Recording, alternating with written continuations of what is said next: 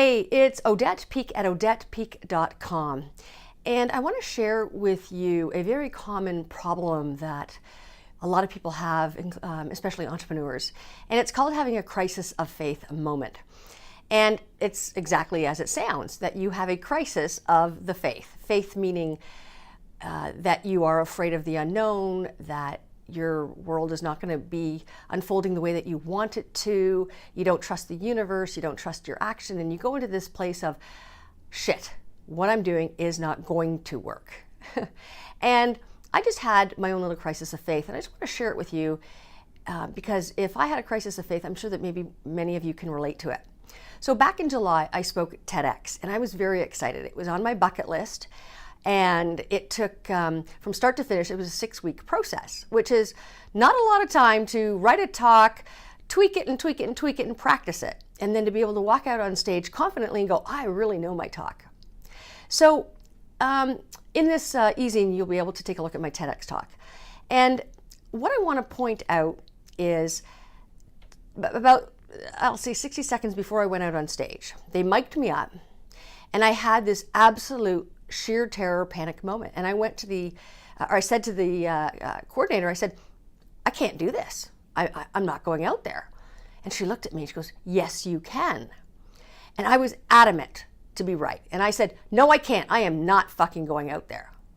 And all I could think of was, I don't know what to say. I can't remember my lines. What are people going to think? I'm going to look like a fool. And on and on and on it went. And she just looked at me and she gave me this steely look in her eyes, and it wasn't nasty. It was just very, very supportive. And I swear it was the universe channeled through her. And she said, yes, you can. And in that moment, I went, you know what? You're right. I can. And I felt, honest to God, I felt this channeling or bolt of lightning or something move from my head into my body, going, you know what? You have practiced for 6 weeks. You know this talk inside and out and backwards. And I didn't want to ruin my moment. And I truly felt it in my body and went, you know what, you're right, I do know this. So then I had a head-to-heart conversation, and I said to my head, just remember the first 2 lines, and then I will take over the rest. And I did. So if you watch the video, you'll see that the first 2 sentences come out cleanly, and then there's a pause. And in that pause, I go from my head to my body to my heart, and that's where the rest of the words came from.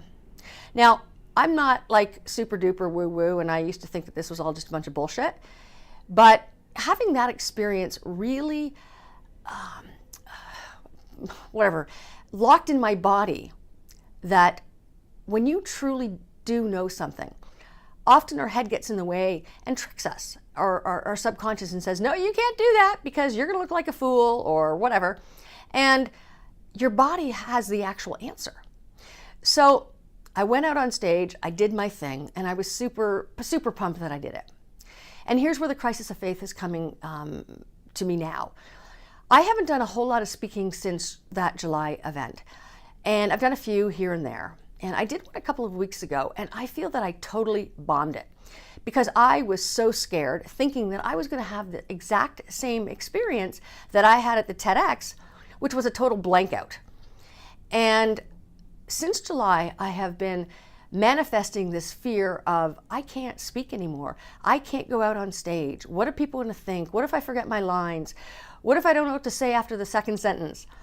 And on it went. And I didn't realize how deeply embedded it was in me until I spoke at One Woman event here in Vancouver. And check it out, it's onewoman.ca, and it is a phenomenal platform. There were 330 people in attendance. And there were 9 speakers, and we each had 20 minutes. And I was like, for 3 weeks, I can't do this. I don't know what to say. I don't have my talk memorized. And I kept ingraining that in my body and in my head over and over and over again. And so I had a crisis of faith moment a couple of days ago, just before I spoke. And the crisis of faith had me in absolute bawling, like wounded animal crying, snot everywhere, punching a pillow, screaming into the pillow, going, what the fuck is going on? I can't do this. I'm not good enough. I don't know how to do this. I can't be a speaker anymore. And I love speaking. It's the way I spread my message. It's the way I build my business. It's the way I inspire people. It's the way I make my money. And to have that taken away from me from my head and my fear was devastating. And I was confronted with, do I or don't I, yet again. And I knew that I had no choice but to speak, because I've made that agreement with the coordinator. But I knew that I didn't want to go back to that way of thinking and feeling of, I can't do this, or I'm not enough, or I suck. So I surged ahead, had my epic breakdown 2 days before the speaking gig, and it cleansed me. It really cleaned out that negative space inside of me, and it left room for positive, healing, loving, joyful energy to replace it. And I went out on stage scared to death. But what I did that morning was I really got centered. I really got into my body and got out of my head. And I said to myself, even if you forget all your lines, you can go make it up. You can go figure it out, because you can talk freely and easily. So why do you feel that you need to follow the quote unquote script? So I had my confidence pieces of paper with me on a music stand.